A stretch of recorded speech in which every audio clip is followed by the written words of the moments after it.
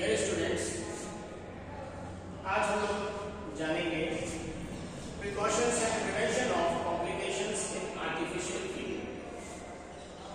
Majorly जो artificial feeding होती है उसमें क्या कॉम्प्लिकेशंस होते हैं, कैसे उनके प्रिकॉशंस होते हैं, कैसे उन कॉम्प्लिकेशंस को रोकेंगे, उसके विषय में हम लोग जानेंगे। अगर सेशन ओवरव्यू की बात करें तो इसमें introduction to artificial feeding, types of artificial feeding methods, general precautions before feeding, aspiration, prevention and management, infection control, sepsis prevention, GI complications and management, metabolic complications, mechanical complications, fluid electrolyte balance monitoring and assessment, refeeding syndrome prevention, parenteral nutrition precautions, special population, documentation and team approach, and key takeaway and summary. These are the overview. Definition, introduction to artificial feeding.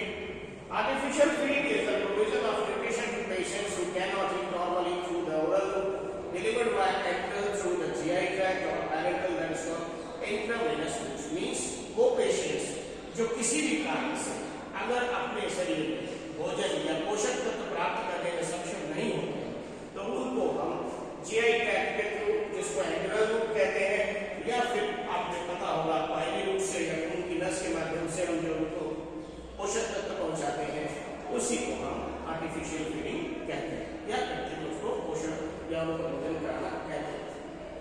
Common indications क्या है? जब patient conscious हो या coma में हो, खाने में सक्षम ना हो, डिस्पेनिया या स्वॉलोइंग घुटने में दिक्कत हो, पोस्टरल अगर ऑपरेशन के बाद कोई जीआई कंडीशन है, या सीवियर एनोरेक्सिया है, खा पाने में या उसको पचाने में दिक्कत है, मालन्यूट्रिशन है, मैकेनिकल वेंटिलेशन पे पेशेंट वेंटिलेटर पे है, या जीआई ऑब्स्ट्रक्शन और फिस्टुला है, इन केसेस में जो है पेशेंट को हम जो है आर्टिफिशियल फीडिंग कराते हैं। Why? Because matter almost 50% of tube feed patient develop at least one complication. जो ट्यूब से फीड करते हैं पेशेंट उनमें लगभग कोई एक कॉम्प्लिकेशन तो जनरेट हो ही जाता है। 15 से 40% पेशेंट ऐसे हैं that is risk of aspiration pneumonia in high risk patients. लगभग 15 से 40% पेशेंट ऐसे हैं जिनमें हाई रिस्क होता है एस्पिरेशन न्यूमोनिया का। नेक्स्ट 30% जो पेशेंट्स होते हैं उनमें reduction in complications with evidence based protocols, और 30% जो पेशेंट्स होते हैं उनमें कॉम्प्लिकेशन रिड्यूस होता है अगर हम सेफ्टी के साथ उसमें न्यूट्रिशनल वैल्यूज को पहुंचाने का काम करते हैं।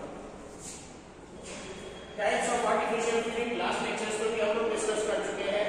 एंट्रल न्यूट्रिशन में that is called nasogastric, that is NG tube, nasojejunal tube, gastrostomy tube and jejunostomy tube. Nasogastric को एंटी ट्यूब भी कहते हैं। It is for short and most common, सबसे ज्यादा यूज होती है। नेसोजेनिनल में एंटी ट्यूब कहते हैं, इसको बाईपास स्टमक के स्टमक को बाईपास करती है एंड रिड्यूसेस एस्पिरेशन रिस्क, और एस्पिरेशन के रिस्क को घटाती है।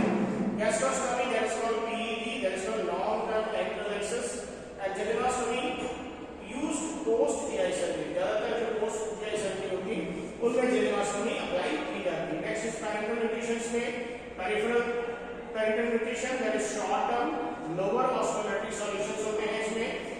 total PM में that is called total parenteral nutrition में that is central venous access required, इसमें IV venous होता है। central venous जनरली जो आप देखते थ्रू जो supplemental PM that is combined with enteral feeding, and central venous access that is called PICC, and subclavian और jugular lines होती हैं उनके central venous access के थ्रू देते हैं।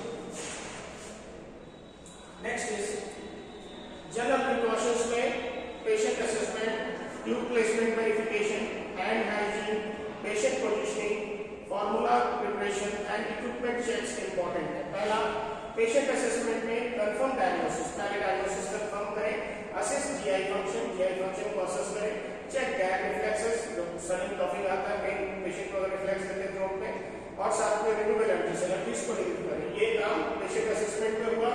नेक्स्ट ट्यूब प्लेसमेंट वेरिफिकेशन की ट्यूब सही पड़ी है कि नहीं, एक्सरे थ्रू कंफर्म करें, पीएच चेक करें, ऑस्कल्टेशन करें और पोजीशंस को डॉक्यूमेंट करें। नेक्स्ट हैंड हाइजीन में wash hands before handling, obvious कोई भी प्रोसीजर करें तो हैंडलिंग मेंटेन करें। Use gloves, clean work surface, aseptic technique should have to be adopted। Patient positioning में 35 to 45 degree head elevated हो, semi recurrent assess before each feed maintained during feeding, और 30 से 45 degree का head-up हो और हर feed के पहले भी और बाद में भी असेसमेंट होना चाहिए। नेक्स्ट फॉर्मूला प्रिपरेशन में check expiration, use sterile water, याद रखिएगा हमेशा स्टेराइल वाटर यूज करिएगा। अवॉइड कंटामिनेशन, लेवल विद डेट एंड टाइम, और डेट एंड टाइम भी उसमें लेवल चेक करें। नेक्स्ट इज इक्विपमेंट चेक में इंस्पेक्ट ट्यूबिंग्स, कॉकिंग्स, ट्यूब्स को चेक करें कि कहीं वो मुड़ी तो नहीं है। फ्लश बिफोर एंड आफ्टर, जो भोजन देने से पहले और बाद में दोनों टाइम पर फ्लश करें। एंड चेक फीडिंग पंप्स को चेक करें। एंड सिंगल यूज आइटम्स, ठीक है, single use items. Next is aspiration, last lectures में हम लोग इस पे काफी डिस्कस कर चुके हैं।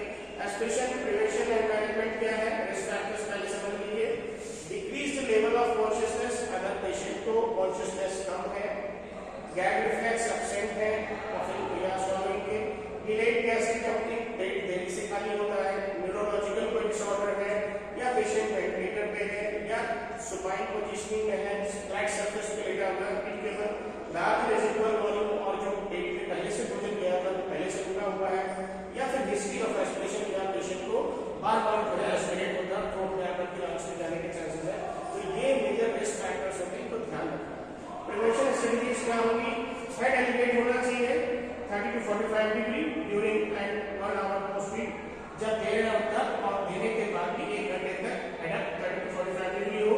Check gastric residual volume, gastric residual volume check करेंगे, चेक करके रिवर्ट रीच करके कि हाँ देखेंगे वापस कितना आ रहा है, अगर ज्यादा आ रहा है तो फिर अभी फीड नहीं देंगे। Stop feeding if GRB gastric residual volume residual volume is more then 200 ml, अगर 200 से 500 ml है तो फीडिंग रोक देंगे। यूज पोस्ट पायलट फीडिंग इन हाई रिस्क पेशेंट, अगर पेशेंट हाई रिस्क है तो उसमें post pilot feeding high risk patient में यूज करेंगे। Next continuous versus bolus feeding assessment होना चाहिए। ओरल केयर हर 4 घंटे में रिड्यूस एस्पिरेशन निमोनिया, अगर ओरल केयर हर 4 घंटे में करते हैं तो एस्पिरेशन निमोनिया को हम रोक सकते हैं। प्रोकाइनेटिक एजेंट्स एज प्रिस्क्राइब्ड, और प्रोकाइनेटिक एजेंट्स डाइजेशन में हेल्प करते हैं तो उनको देना अगर एडवाइजर जरूर। नेक्स्ट मैनेजमेंट है स्टॉप फीडिंग इमीडिएटली, अगर कुछ ऐसा लगता है कि जो रिस्क है तो आप स्टॉप करें फीडिंग को। Guide patient on side, patient को साइड पे करें। सक्शन एयरवे फीड, अगर मान लिया एस्पिरेट कर गया और कैबिन में आ गया तुरंत उसको सक्शन करके बाहर निकालें। नोटिफाई फिजिशियन को तुरंत बताएं। मॉनिटर ऑक्सीजन सैचुरेशन, पेशेंट का ऑक्सीजन मॉनिटर चेक करें। ऑब्टेन चेस्ट एक्सरे, अगर सेटल कर लिया है तो फिर चेस्ट एक्सरे चेक करें। असेस फॉर निमोनिया, और जो अगर कुछ एस्पिरेट किया है तो निमोनिया में चेक करें। एंड डॉक्यूमेंट इंसिडेंट, और जो कुछ भी हुआ है उसको मेंशन जरूर करें।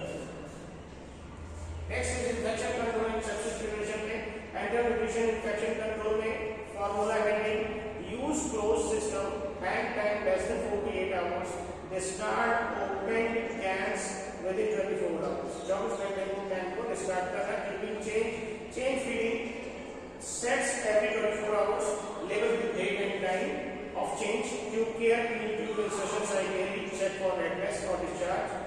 Oral hygiene, mouth care before हर 4 घंटे पे chlorhexidine के through, and water safety, use sterile water for immunocompromised patient, and if not then boiled water to immunocompromised use होना चाहिए। Parenteral oblique central venous catheter infection prevention में CVC insertion में maximum sterile barrier, chlorhexidine skin preparation, avoid formal if possible। Dressing care में क्या करना है, change CVC dressing हर 7 दिन में। Use transparent dressing, transparent dressing से क्या होता है कि अंदर अगर कोई चीज इन्फेक्शन हो रहा है या कोई सोके जा रहा है, कोई ब्लीड कर रहा है तो आपको बाहर से ही दिख जाएगा। लाइन एक्सेस में scrub up for 15 second before access, scrub up करें 15 second before access. Use needles connectors change water हर 72 से 96 घंटे में। पीपीएम प्रिपरेशन में prepare in laminar flow hood by pharmacy, check compatibility, inspect for turbidity. Next is signs of epilepsy, that is called monitor, fever, chills, redness at site, culture blood if suspected, notify physician. ये सारी चीजें जरूर check करें। Next is GI complications and managements में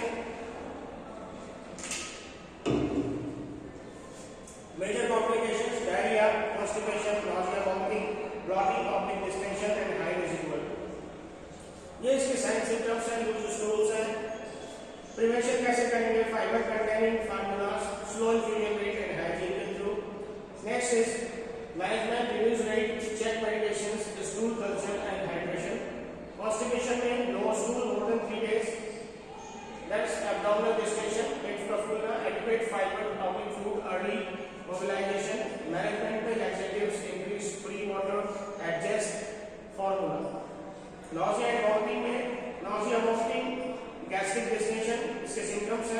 slow rate, check GRB, semi-recombinant positions, stop feeding, antiemetics, check tube placement.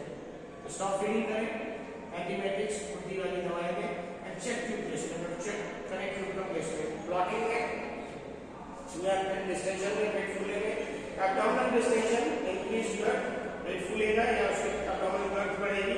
Continuous feeding, prokinetics, reduce fat content. Check for obstruction, reduce rate prokinetics. ठीक है. Next, dry residual में GRB more than 500 ml of further something. Check GRB 46 to 4 to 6 hours. Use chromotility agent. And hold feed 1 to 2 hours and reassess considered general access. ठीक है. hold करें feed को 1 से 2 घंटे और फिर से reassess करें और फिर अगर नहीं इस तरीके से पॉसिबल है तो फिर जनरल एक्सेस को प्लान करें. नेक्स्ट इस मेटाबॉलिक कॉम्प्लिकेशंस में hyperglycaemia, hypoglycaemia, electrolyte imbalance and fluid overload of dehydration. Hyperglycaemia क्या होती है? If the blood glucose is more than 180 mg per ml, common in ICU patients. ठीक है. आईसीयू पेशेंट्स में कॉमन होता है blood glucose. Monitor blood glucose हर 4 से 6 घंटे पे. more frequently in diabetics. Diabetics में चेक करना है. Initiate insulin protocol if blood glucose is more than 150 mg per day. Use lower carbohydrate formulas if persistent. अगर ऐसा बढ़ी रहती है तो low carbohydrate formulas यूज करें and target blood glucose 140 to 180, 140 से 180 के बीच में रहे तो अच्छा होगा पेशेंट के लिए. नेक्स्ट, हाइपोग्लाइसीमिया, जब शुगर कम हो. Risk of feeding selenium tablet, जब फीडिंग होगी है तो कम हो सकता है. Never abruptly stop TPN without glucose stop. कभी भी याद रखिएगा जब हम टीपीएन स्टॉप करते हैं, रोकते हैं, तो उसके एवज में कुछ न कुछ ग्लूकोज सप्लीमेंट साथ में जरूर देते हैं क्योंकि विड्रॉ करने से सडन ग्लूकोज डाउन हो सकता है. Monitor blood glucose when holding feedings और रेगुलरली ब्लड शुगर चेक करते रहे. 50% डेक्सट्रोज अवेलेबल बेडसाइड और जरूरत है तो 50% पर डेक्सट्रोज जो है बेडसाइड अवेलेबल होना चाहिए. Tap up multiple nutrition rate before discontinuation. और ये जो मल्टीपल न्यूट्रिशन है इसको धीरे धीरे करके कम करें, एकदम साथ में ना बढ़े. इलेक्ट्रोलाइट इम्बैलेंस में हाइपोनेट्रीमिया, जब सोडियम की कमी हो. Monitor free water in formula. Hypokalemia, replace potassium पर protocol. Hypophosphatemia, monitor especially in refeeding. Hypomagnesemia, replace before and during feeding. And check electrolytes daily during acute phase. याद रखिएगा. तो हाइपोनेट्रिमिया, hypokalemia और हाइपोफॉस्फेटेमिया और हाइपोमैग्नेसिमिया ये 4 इंपॉर्टेंट पॉइंट्स हैं, ध्यान रखिएगा. फ्लूइड ओवरलोड और डिहाइड्रेशन में daily weight monitoring more than almost equal to 0.5 kg per year होता है, is equal to fluid gain. याद रखिएगा. Monitor intake and output only for critically patients. Edema, सूजन आना या hypertension भी पड़ेगा. Consider concentrated formula.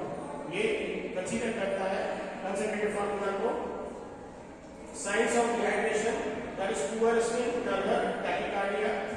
Adjust free water flushes accordingly. और जरूरत हो तो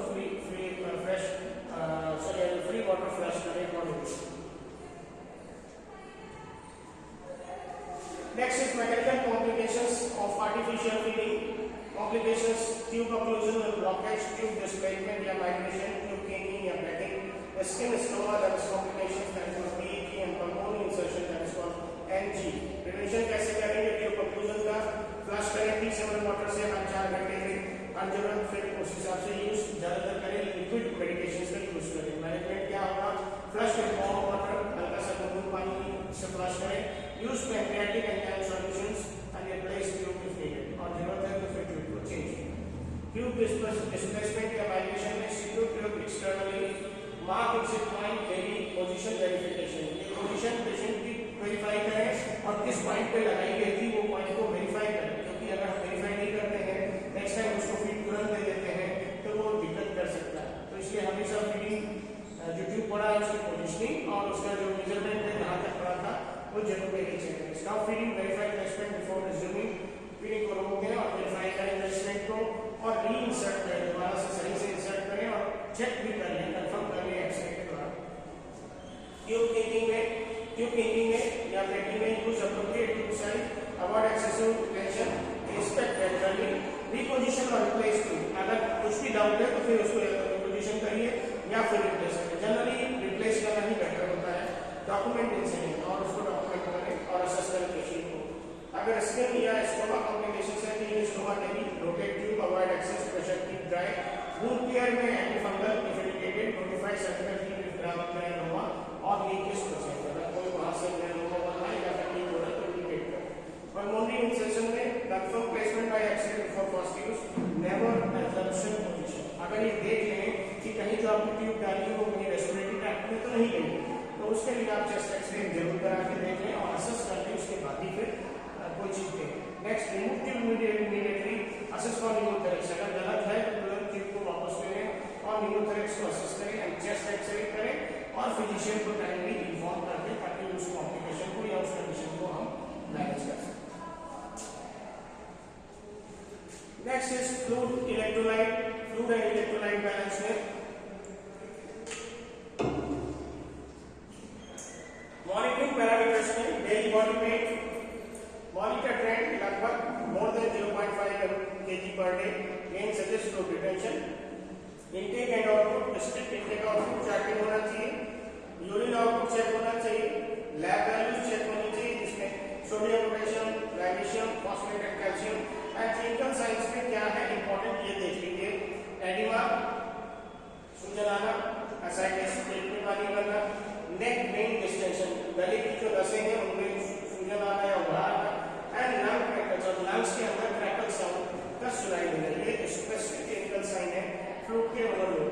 ठीक है। Next, free water flush guidelines, before feeding 30 ml water flush, after feeding 30 ml water flush, before and after each medication 50 to 30 ml, intermittent bolus feeds flush between feeds, free water deficit, that is called replace snoring over 24 to 48 hours. So free water flush guidelines भी ये आपको mention की गई। Next is pre electrolyte excess में hyponatraemia अगर है तो restrict free water concentrated formula, hyponatraemia में increase free water reduce formula concentration, hypokalaemia में IV oblique oral potassium replacement, increase formula के पॉजिटिव के प्लस को ले, हाइपोकैलेमिया में इनको मतलब तरीके से पोटेशियम देना है।